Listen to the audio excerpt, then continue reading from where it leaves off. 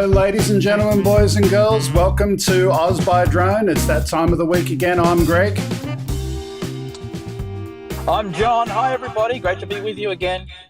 Look, it's great to be here. I enjoy coming here and doing this every week. And John, this time we've got the best internet we can get for you. You've decided to go out on the road, so to speak. You're our roving mobile reporter, and I hear you've got some hot news for us.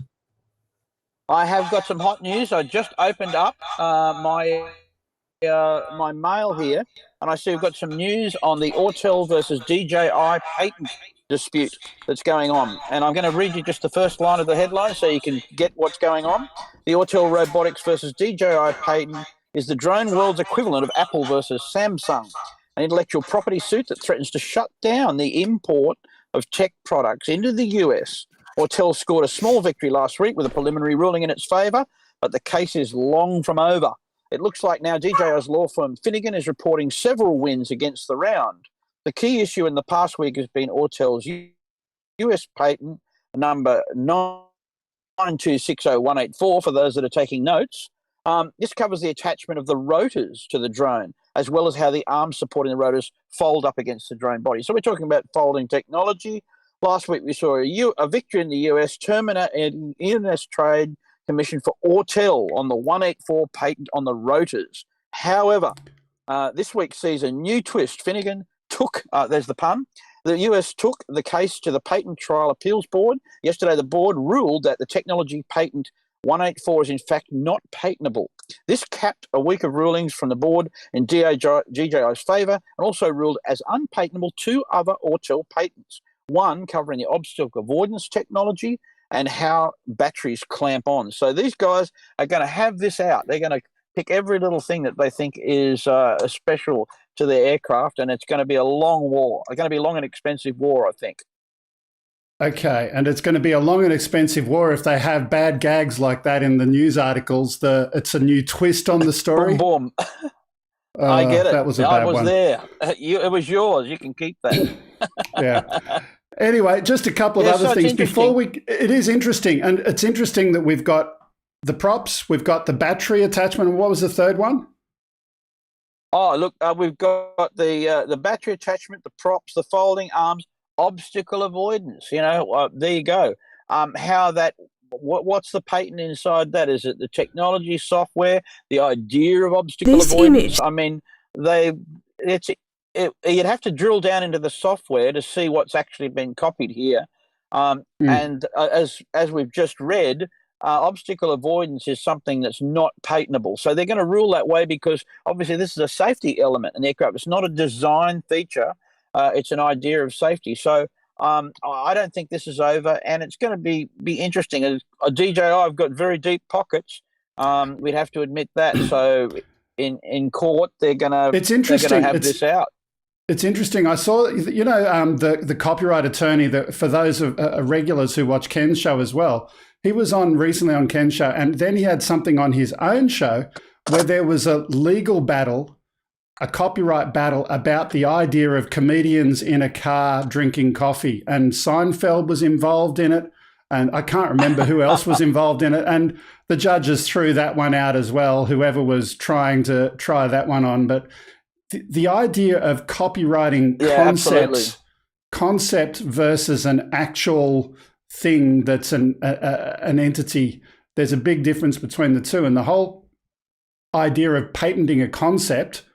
Hello, a plane can fly. Well, that's a concept.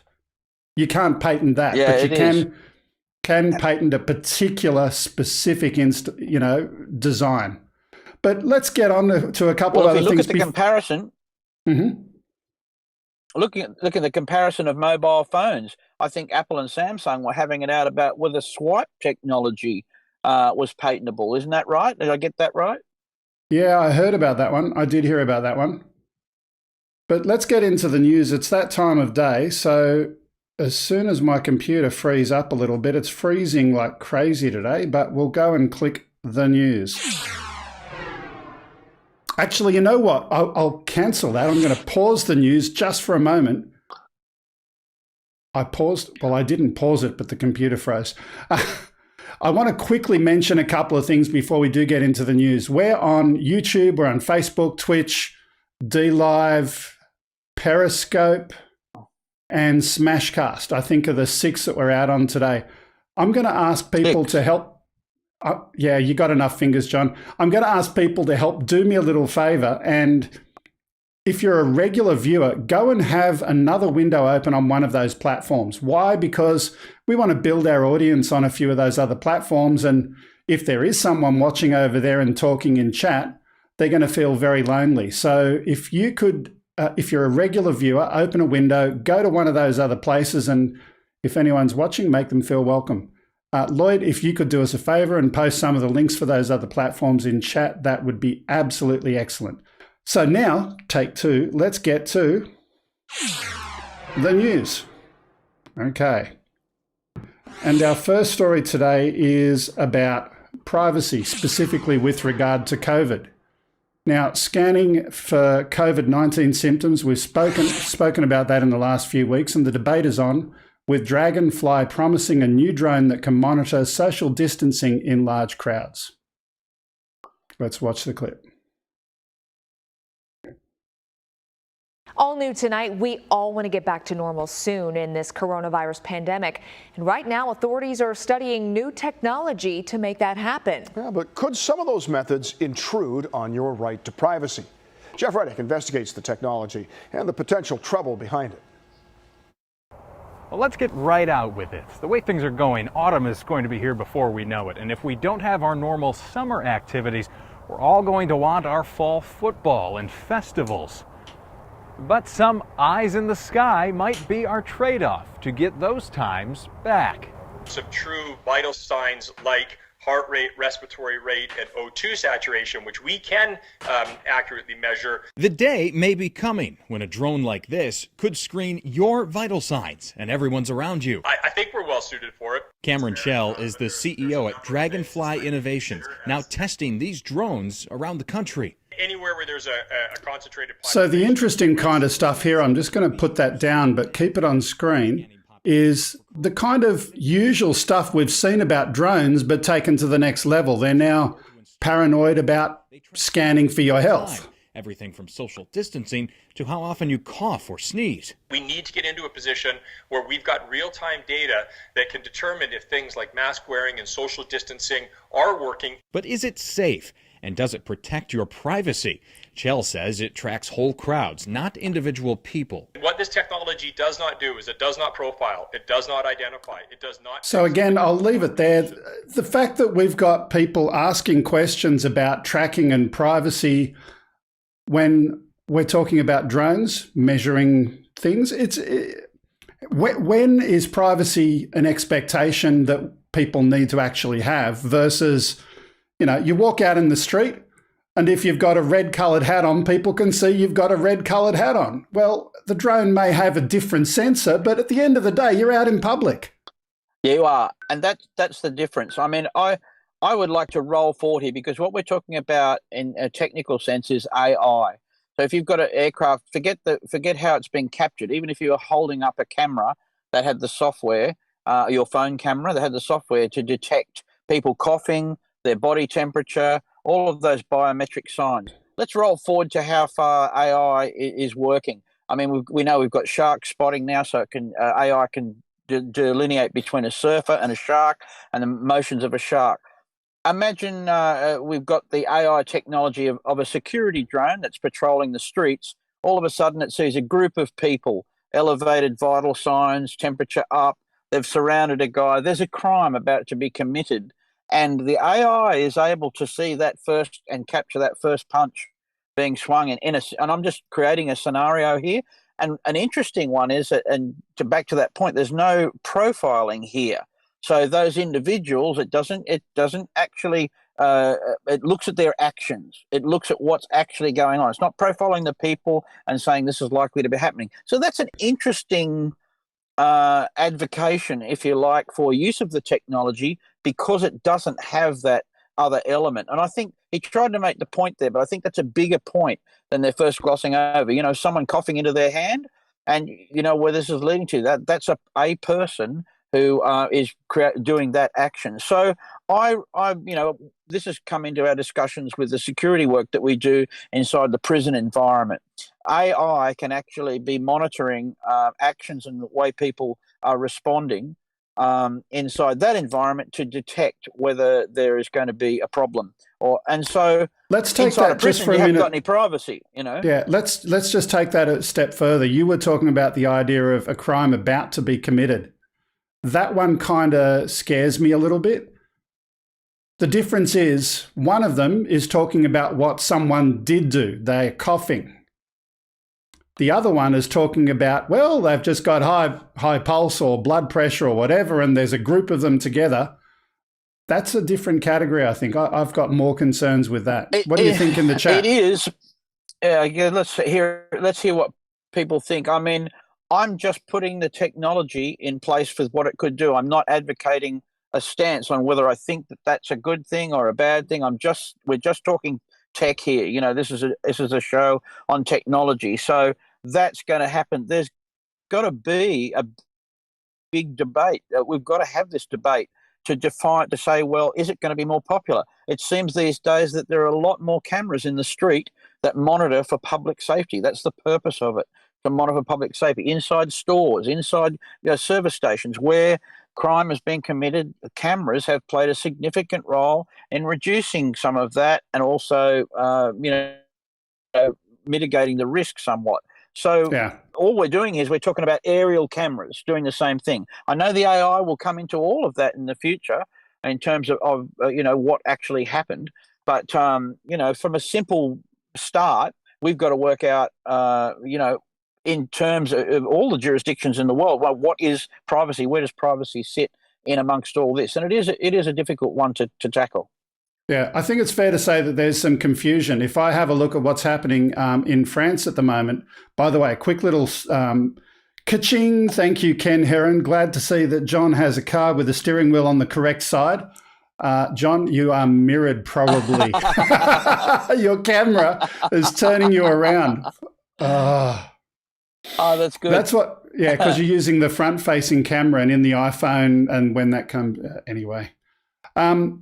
Let me get back to this, though, for a second. Thank you, Ken. In France at the moment, a French judge refused to ban drones in Paris regarding monitoring for social distancing. What was that? I don't know. So a judge in France refused to ban drones, yet only a few days later, the Conseil d'État, France's highest administrative court, issued a decision banning French authorities from using drones to use them for surveillance to assist with COVID compliance. What's going on here? You've got a few days apart, completely opposing rulings in France that no one knows what's going on when it comes to privacy, drones, and COVID.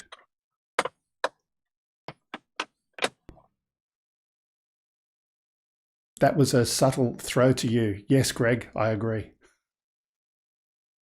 Oh, it was a subtle throw to me. No, I was just listening and taking it in once again. I think I'm still a point behind there. We've got. Can I get you to do something for us, John? I'll get you to disconnect and reconnect because I think there's a little bit of lag with you. Disconnect, reconnect, and I'll see you back in a couple. Do it. I'll do it. In the meantime, let's get over here and get rid of the big question mark.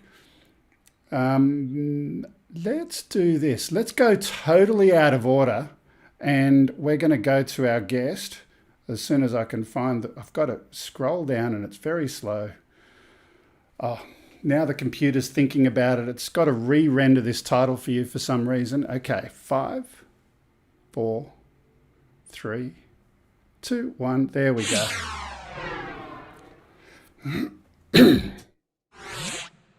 Grant from Perspective Media is our guest today. And thank you. Welcome, Grant. How you doing?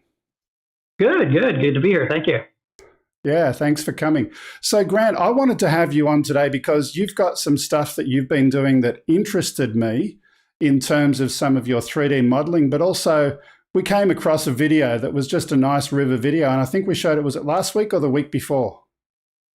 The week before, I think. Yeah. It was a really beautiful, well-edited, well-flown video, but I thought I'd have you on and have a little chat. Tell me, what do you do? What are you doing with drones? And tell us a bit about yourself. Well, I started my company last year. I do a bunch of stuff when it comes to drones, but I do some handheld video and architectural photography as well. But for drones, we do photography, video, we do 3D imaging, we do mapping, all types of mapping for commercial and industrial applications. Just a whole set of offers when it comes to drones. Okay, so let's just play. We've got a couple of videos that you've shared with us, and I'm going to put one of them on in the background now, and we'll chat over the top of it and have a look at some of you flying. All right.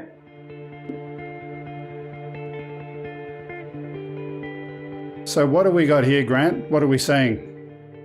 This was filmed at Beaver Lake near Lake Country in BC, Canada, and this was several flights. So did you say this was? Did you say this was filmed in Canada? In Canada, that's right. Coming at you from Canada. Yeah, this was just clipped together a whole bunch of different flights, different angles, and yeah, I thought it came out pretty well. Okay, now what are you flying when you were filming with this? What aircraft? I'm using a DJI Inspire 2 with an X5S gimbal. Okay, very, very nice. Now, what's the majority of flying that you do? Is the majority this style of flying, or is it this style of flying where you're looking at models and things? What's your the majority of what I do is 3D imaging is the majority of what I do, but I do have a lot of different so I mean, like commercial and advertising is really a big key factor for my company. So tell me about that, the commercial and, the 3D modeling. What software are you using to do that model? How did you fly that flight? What are the secrets? For 3D imaging, it's really important. I'm using a photogrammetry technique, and it takes multiple still images that overlap. And for people that aren't familiar with photogrammetry, it's just the practice of taking photos that overlap and then using a process just like your eyes do with depth perception to extract surfaces and depth out of the project.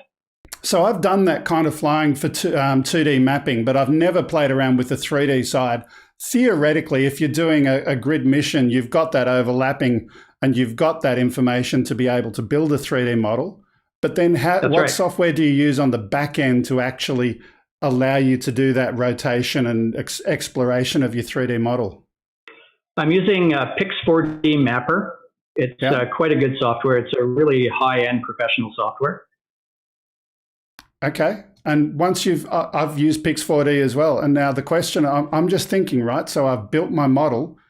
Is that what you used that we saw in that video, or was there something else after Pix4D that you've said, I want to rotate it this way and explore it this way? No, that is actually output straight from Pix4D. Pix4D has the option of creating videos, GIFs as output. So you can create virtual camera positions and really treat it almost like a video project. Okay. I haven't played with that part of it. I will definitely have to do so at some point in the future. Did we have another clip over there, I think? Let's just play that. Oh no, this was the one from last time. Just a quick little recap for those. I want to share my thoughts on this one as well. We've got some beautiful audio overlaid on top of this one as well. Now, we've got drone flyers here, but we've also got a few general people who don't know.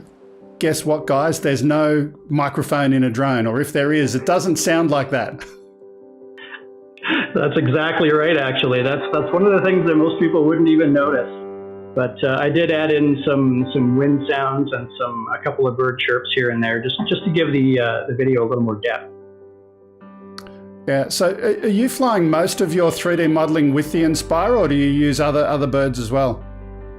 No, and the Inspire 2 is my go-to copter, and it's actually a really versatile machine for video, for imaging, and they actually recommend, Pix4D recommends not to use a camera that has a rolling shutter, which all the cameras for the Inspire 2 have. But as long as you fly slow enough, there are calibration settings within Pix4D to compensate for rolling shutter. Mm. And just on that topic, what do you think personally about the Phantom 4 series, which obviously has a different shutter there? Yeah, they're actually quite a good drone. The reason why I went with the Inspire, though, is because it's a bigger machine.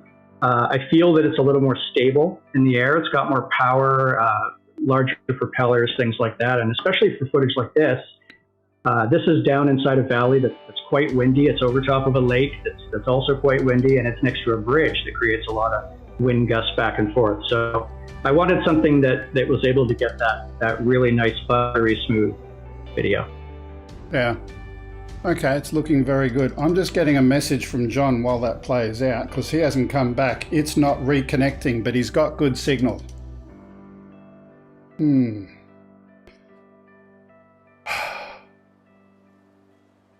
Tell you what we're going to do.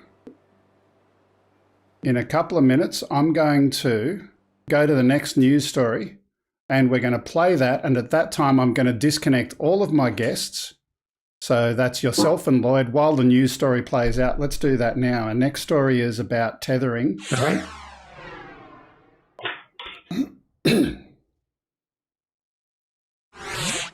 So let's play out this video clip. So this is 1.02. 1.02. Just to my producer who's looking very, very lost.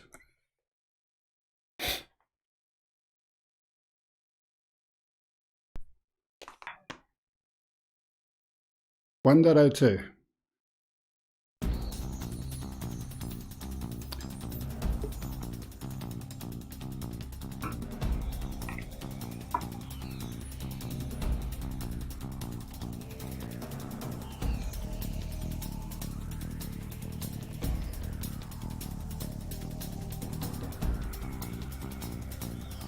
Okay, we've got John back in. The other guys are going to need to try and come back as well. So while this is now playing out, this is Focusrite, a Swiss startup that specialises in first responder drones, has launched a new product to make deployment even quicker.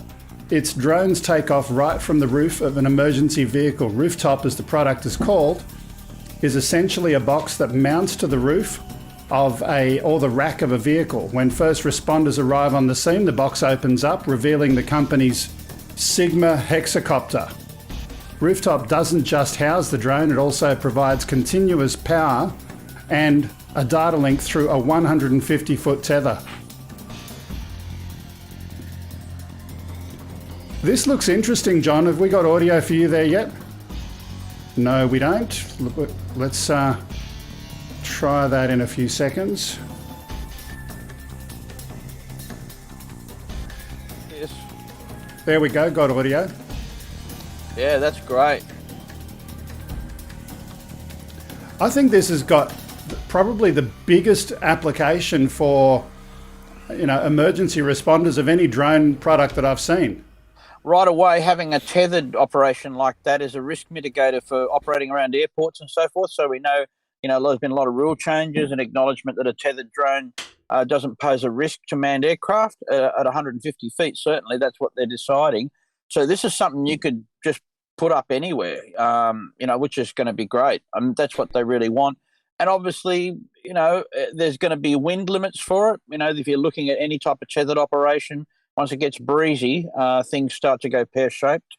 So apart from that, though, wow, I think it's a great bit of gear. That's wonderful. Okay.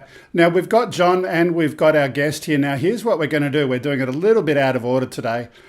John, because what we were talking about with our guest relates to 3D modeling and Pix 4D, did you catch much of that yourself, or? Not a lot. No, I didn't get any of that. I mean, you mean Okay. actually doing survey work? No, more about the 3D side of it, because I haven't played with the 3D side in Pix 4D so much in the past, and it was just interesting having a chat to Grant. Unfortunately, you weren't there, so we can't get you to talk about it. So let's just do the fun bit of the show, perhaps another day. Maybe at the end we can have a chat. Now, at this time of day, it's time... Ladies and gentlemen, boys and girls, it's time to play Stump the Yank. So... we couldn't do Stump the Yank with someone from Canada, so in time we're going to do Cook the Canuck. That's right, ladies and gentlemen, boys and girls, it's that part of the day where we stop talking about drones and just have a little bit of fun and games. It's time for Cook the Canuck. Okay, let's kill the music. There we go. Let's put him up on screen. There we go. We've got our two gents there. In fact, let's go to the 3-shot. We've got John on the other side. See if he can answer any of those. Put your head in the middle there for us, John. There we go. So, Lloyd, Quizmaster, what have you got for us?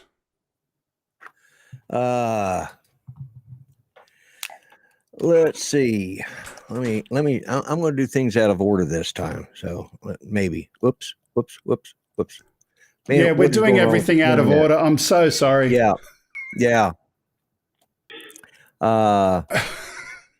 Okay.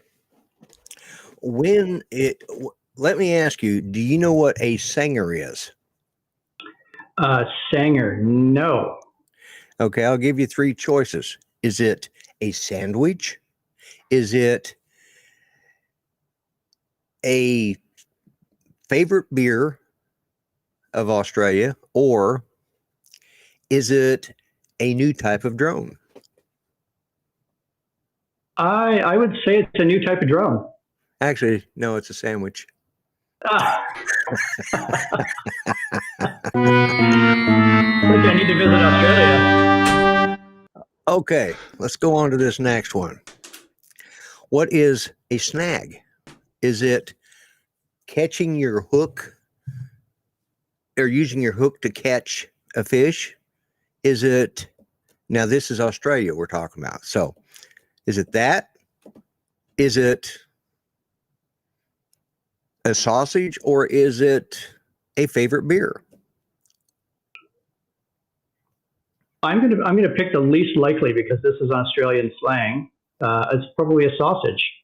Yeah, it is. Well done. And a snag and a sanger go together. It's one of their terms. I don't understand it, but a snag sanger going down to Bunnings. Yeah, going down to Bunnings. Yeah, which is a place that they used to give away these sausage sandwiches on Saturdays. We've lost your audio, John. Yeah. Okay, there we go. He's back. I'm back. Okay. Let's see. One more. Find one. It's just one more. He's 1 for 1, so we got to have a tiebreaker. Okay. A mosey.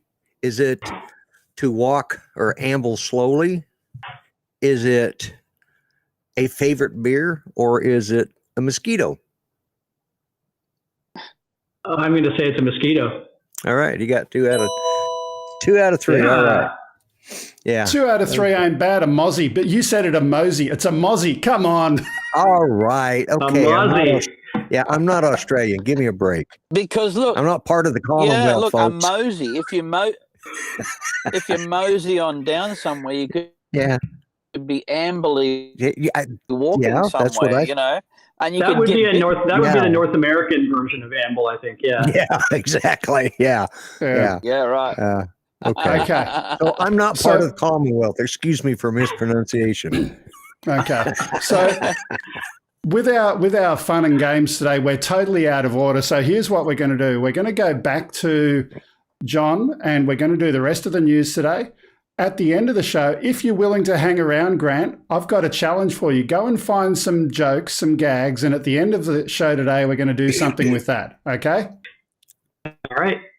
Okay, so back to John in the studio, or in the remote news vehicle out there. The next story we've got today is this one. So this is about Volancy has launched a new Volley M20 long-range cargo drone designed for use in maritime and military operations. The company unveiled its new product at a US Air Force's Agility Prime virtual trade show. I've got lots more words there. I just want to play this and I'll talk over the top of it. Let's go.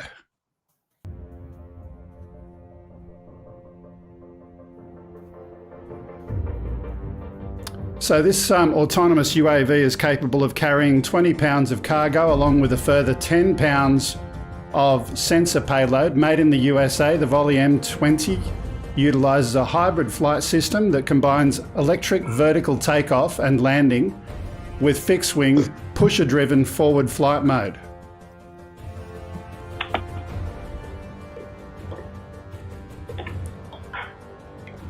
Yep, the advantages of VTOL.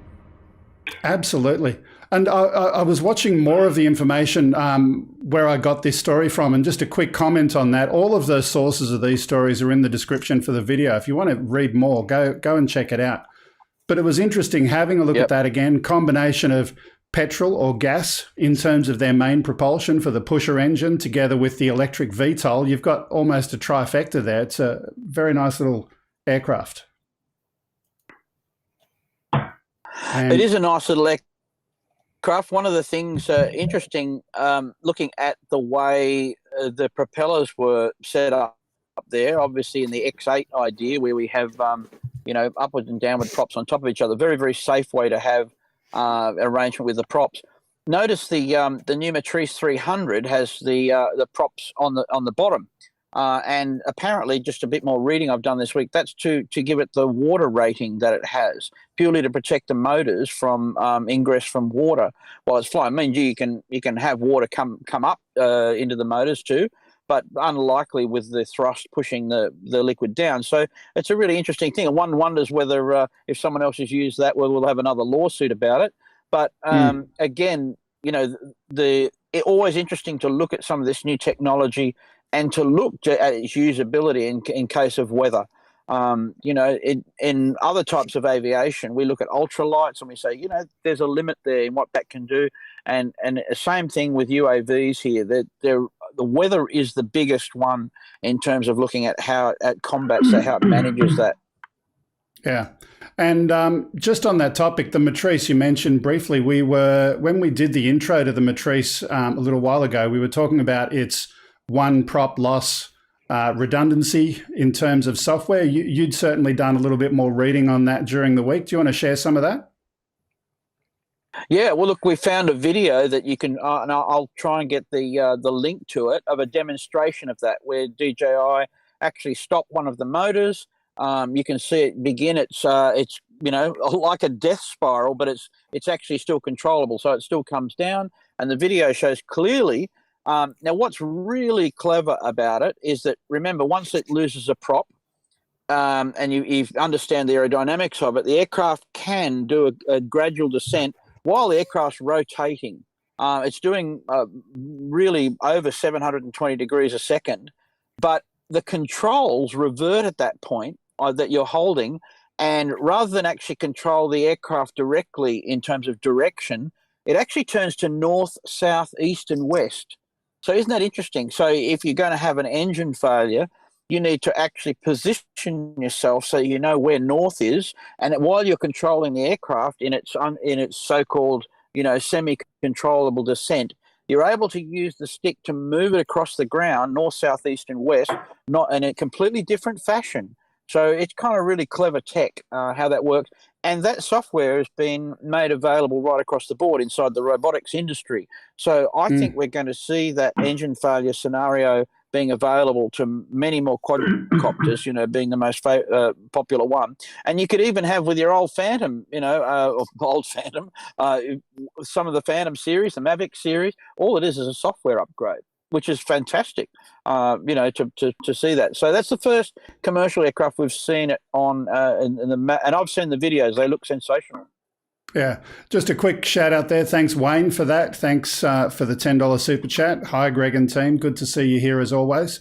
Back to the spinning out of control. You did also share with me another video, which was a TED talk, and this was really, really cool. It was talking about the athleticism of drones, and they were looking at all sorts of different things and comparing that to the human body and the athleticism of the body. And that was, I think, about 5 years ago was the first time that I saw any decent presentation of cutting off the props. And they literally cut them and said, right, there is no propeller there. What's it going to do? Let's find out. And it was good to look at. Yeah, outstanding work.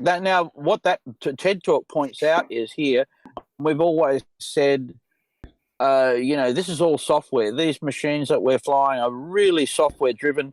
The quality of the software, what the software will do, the physics of the engineering is quite simple, magical, but quite simple. And of course, what that talk points out is when you break it down further, it's mathematics. Mathematics is really what solves all of these problems. And having a comprehensive knowledge of aeronautics and the way mathematics applied to it is what we're seeing flow down into these aircraft, which is remarkable.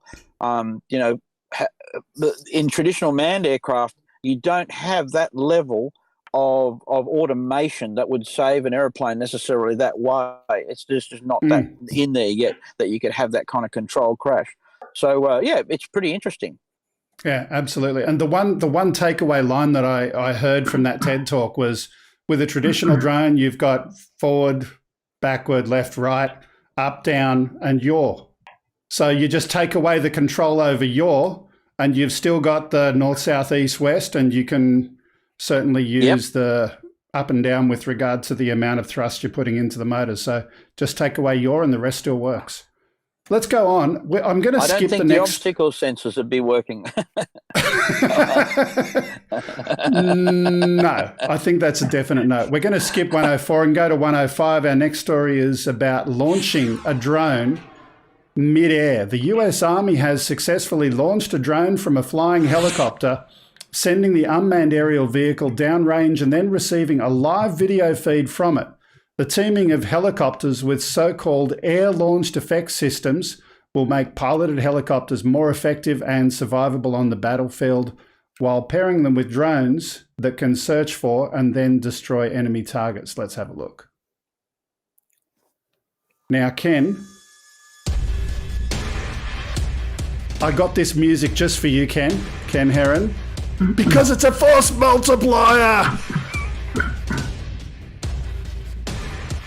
For those who watch Ken's show regularly, we've got some serious force multiplier music today. There was another story that I skipped, which was very, very similar as well, but here we go.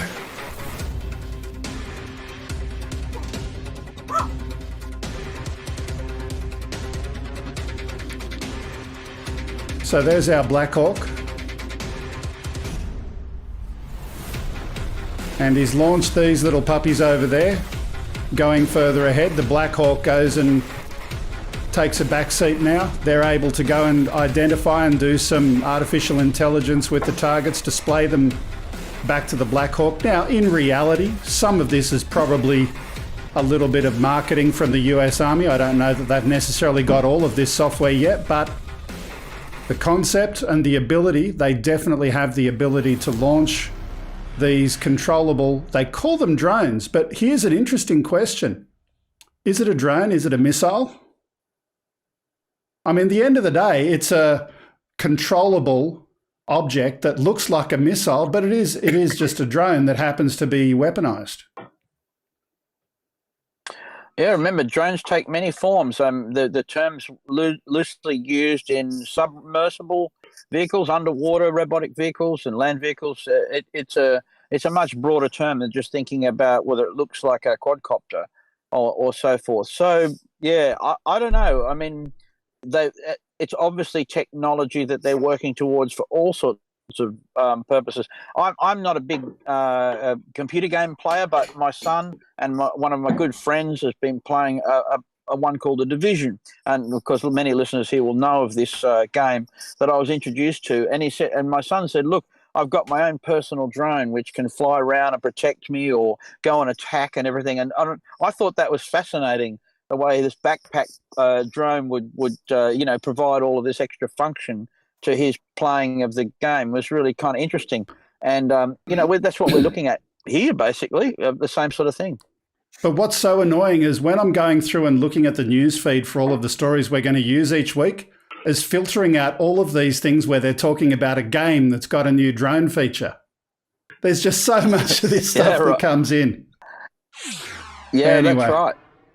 Speaking of drones, super drones, we've all heard the stories about drone deliveries. When I heard the introduction to this video, I wanted you to just hear the introduction.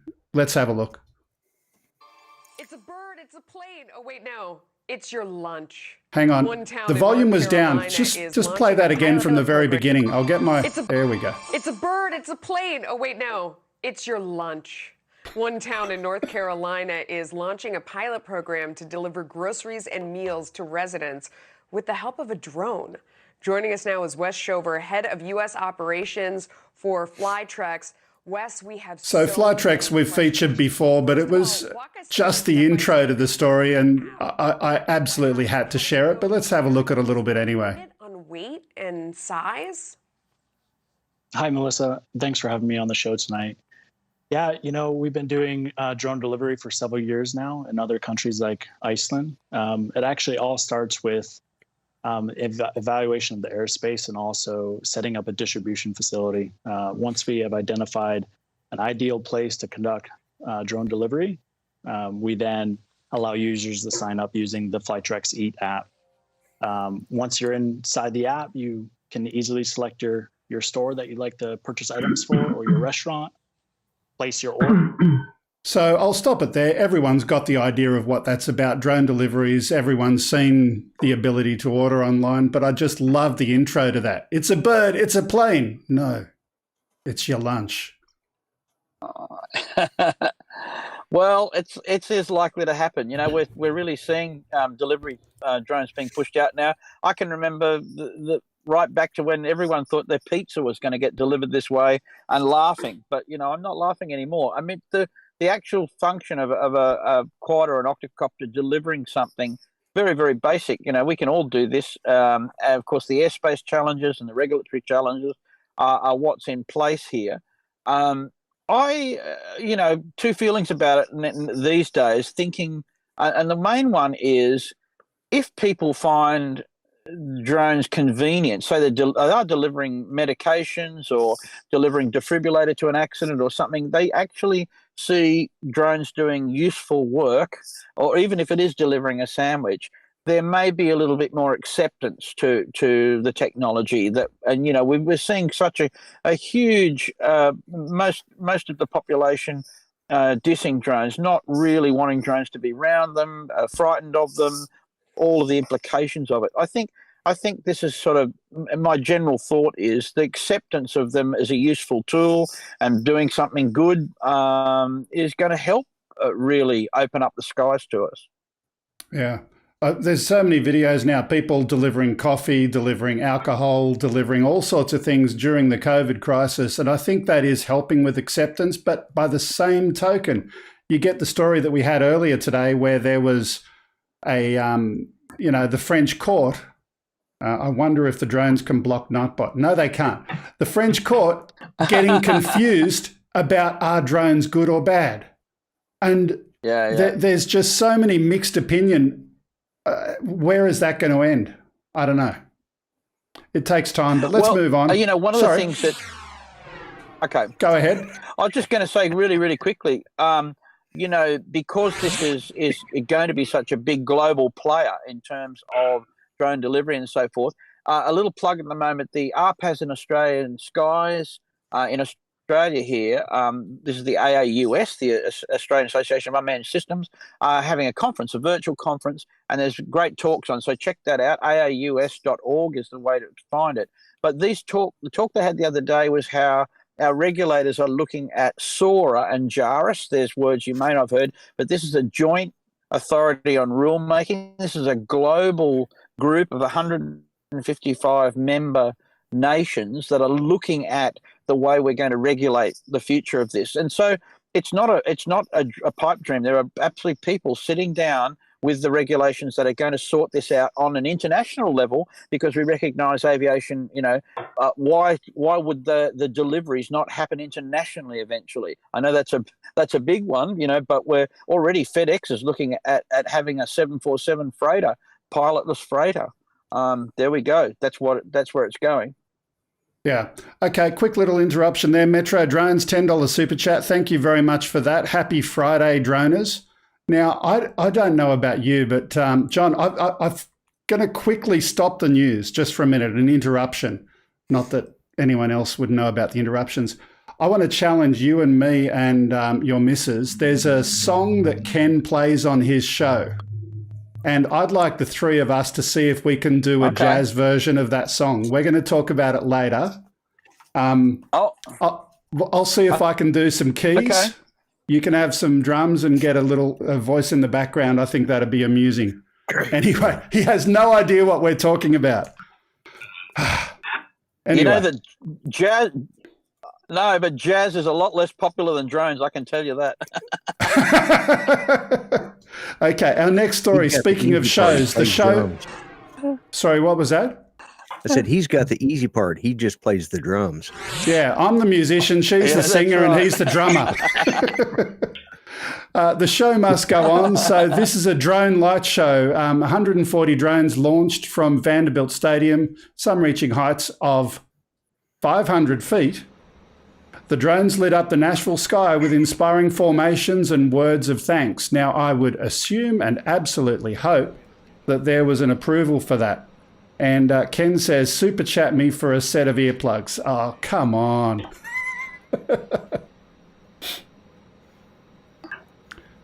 Again, beautiful display. I would absolutely hope that there's going to be a special approval for this anyway. But when I read the 500 feet, everyone here knows the first thing that comes to mind. But a beautiful... a beautiful tribute to those who are helping with...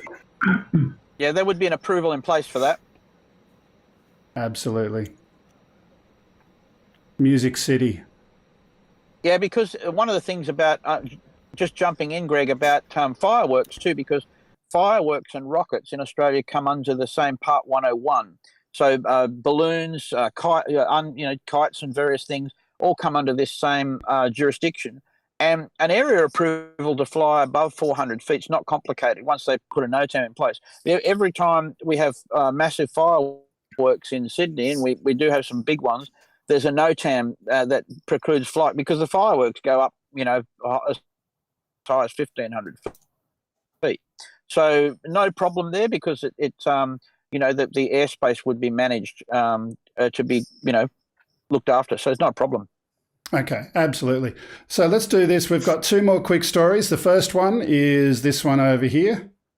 This one is, I've titled it Trippy Shot. This was found on Reddit. I don't know any further details about this one, but just have a look at it.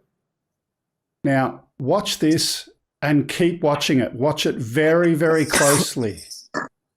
You have entered the Matrix.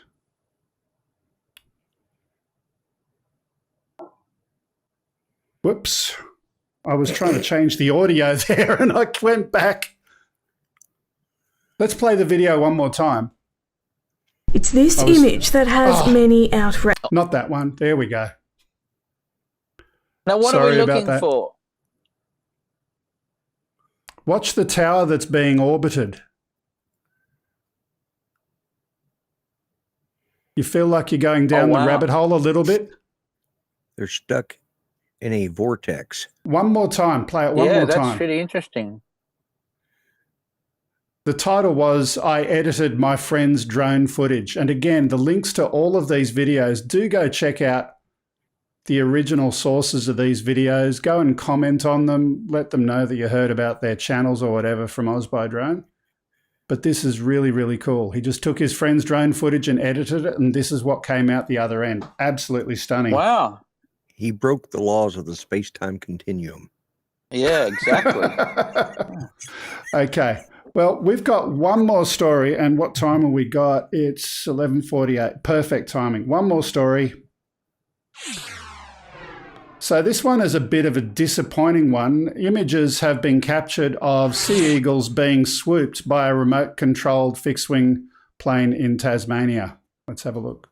It's this image that has many outraged. Witnesses reported seeing the remote-controlled plane chasing the juvenile eagle near Devonport on Sunday, leaving wildlife rescuers reeling. But you're not going to throw a rock at an animal, so you also shouldn't be flying a device near animals. If hit, it could have been life-threatening. You know, chances are if that bird's clipped and then falls to the ground and no one finds it, it's going to die a very slow, very horrific death. So if one does die, it's not just that one dying, it's future generations that are affected as well. Greg says he's seen too many acts of cruelty in recent years. With animals being shot with bow and arrows, and you know, a bird with fish hooks through its eyelids that have been done deliberately, and people deliberately fishing for birds and all sorts of things. You know, it's just case after case of cruelty. The Department of Primary Industries is searching for those who flew the plane. The person responsible could face a fine of up to $100,000 or 1 year in jail. So again, just a sad topic there, you know, the bird being obviously out there. Now the question is, we only see the still. If we saw a video, we would understand who was swooping who. Maybe the pilot was unaware, but I think we can all agree that if you're out there flying and you see something like that out there, you're not going to go and chase it. No, you're usually trying to get away from it because, you know, I know birds can certainly show interest in whatever you're flying, whether it's a model aeroplane. You know, it depends too how big the model. A large model aeroplane with a petrol engine do a lot of damage to the birds. So common sense, everyone watching this show knows that if you're flying around and some wildlife decides to take a look at you, you just move the aircraft out of the way as best you can. You know, you don't want to injure anything. No, everyone kind of figures that out. That's not hard. And the comment from Grumpy, at least it was those snobby fixed-wing flyers and not a drone head. So thanks for that, Grumpy. Yeah, Grumpy. Okay. Okay, now at this point we've finished the news, but I've got a little bit more to share with people here.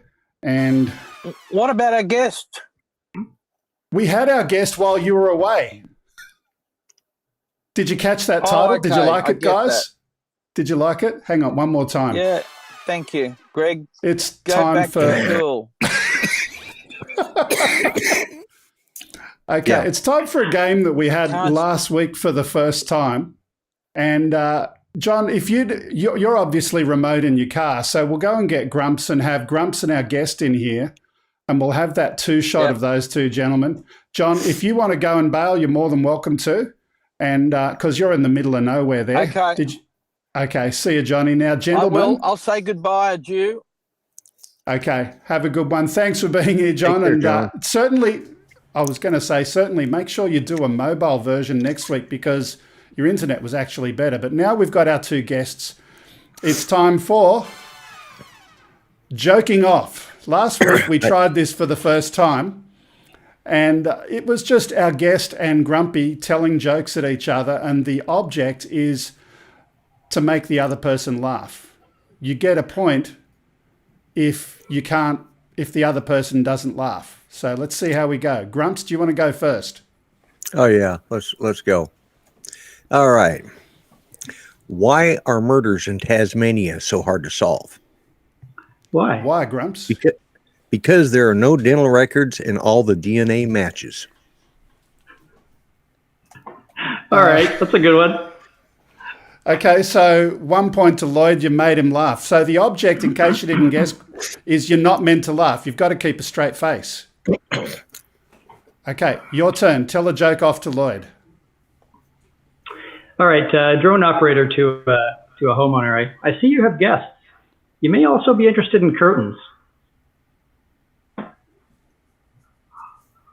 Oh, crickets. Oh, nothing. Oh, Grumpy, you couldn't hold it. I know. I was trying. Okay, so it's 1-1. Grumps, what do you got? Yep. Let's see. Where is that one? Whoops. The internet's doing its thing again. The internet's doing its thing? Yeah. Okay. Two Aussies are drinking together. One says, "When I die, will you promise to put a beer on my grave?" The other replies, "No worries, mate, but I'll have to pass it through my kidneys first."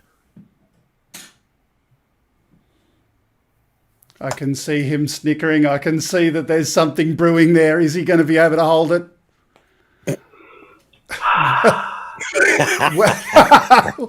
Well done. All right, well done. All right. It was just so implausible. Two Aussies drinking, you lost me right at the beginning. Right, exactly. Yeah. Okay, so we've still tied at 1-1. What do you got back, Grant?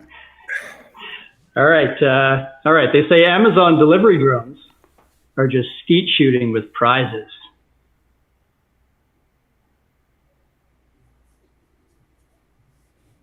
Crickets. I've got to have a cricket sound effect lined up. Nothing. One more. Grumps, come on. I had to work on that one. Okay. What do you got? Oh, what do you call an Aussie with 100 girlfriends? What? A farmer.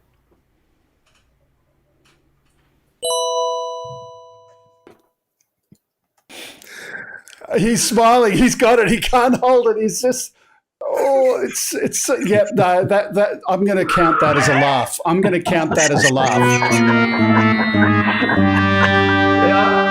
Yeah. Okay. Yeah. Okay. For the win, are you going to win or lose? This is up to you, Grant. If you get this one, it's still tied and we'll go for another round. If not, Lloyd will be the winner.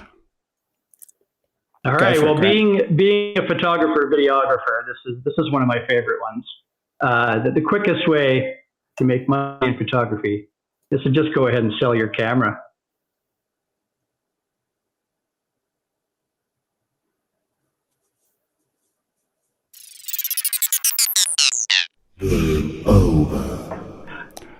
Okay, you didn't get him on that one. Nothing. Okay, so Lloyd, cold, this guy, just stone cold. You do not know how hard that is, too, because I laugh at everything, even when it's not funny. So, yeah, that was work on my behalf. It's okay. I'm called the grumpy vlogger, but I'm really just the happy vlogger was already taken. So. Yeah. So here's what we're going to do. We've reached the end of the show. We'll put Lloyd into the John spot. We'll say thanks to our guest being here today. Thank you very, very much for coming in, having a bit of fun. It was nice to see, what you're doing with your Inspire. It was interesting to me personally because, playing with Pix4D, I hadn't done that kind of video output of that software. So it's good to know that it's there. And I'll definitely have to explore some more.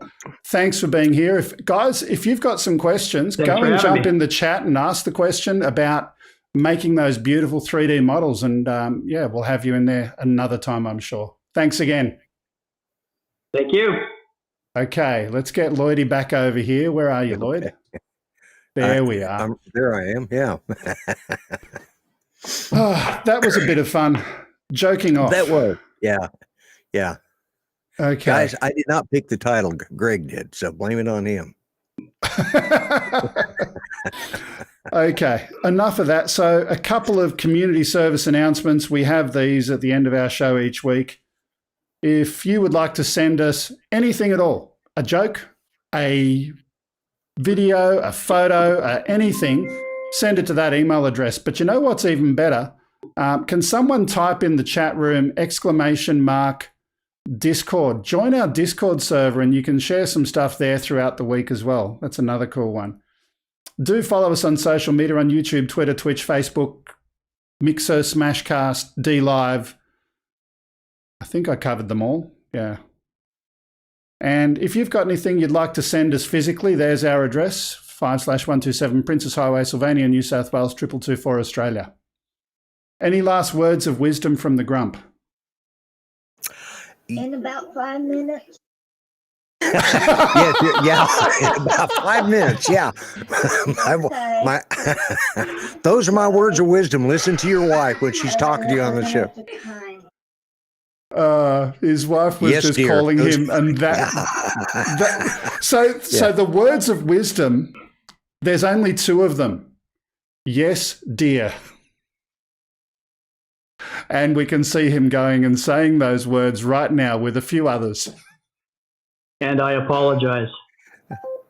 Okay. She says, are they making fun of you? And I said, yes.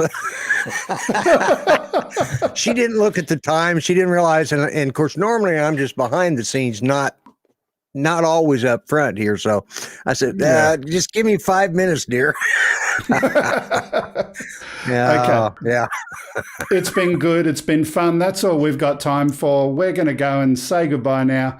We're going to be in Discord after the show, as always, but it's been fun. Thanks. See you next time. Bye-bye for now.